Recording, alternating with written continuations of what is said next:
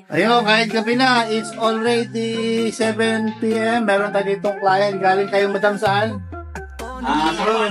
Sampaloc, Manila. Sa Sampaloc, Manila. Si Bossing yung may-ari. Sir, kapel ba tayo, sir? Kamusta ba yung unit? Okay naman, maganda. Maganda. Rimboreno. Magkano mo, sir, nabili? Mura lang. Ayos sabihin, sa secret daw.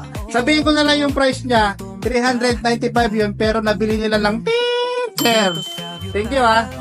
Yeah, thank you sa face bomb. So, baka gusto mong batiin yung mga kaibigan mo sa Tondo. Binabati ko yun. Ay, balik-balik pala, sorry. Taga-Imus, mga kabalikat, silbi ko, at saka ang 402 second sa kampo, Philippine Army. Yeah. Sundalo pala si sir, naka one piece. Ah. So, madam, kumusta sa sasakyan? Walang masasabi, good. Mabalik siya. So, yun. Kausap. So, yung unit namin binenta dito kay Abundas Auto Trade, yung ando sa labas, i-check natin mamaya. So, salamat po sa inyong time, madam, ha. Ulit, kapis pa ulit.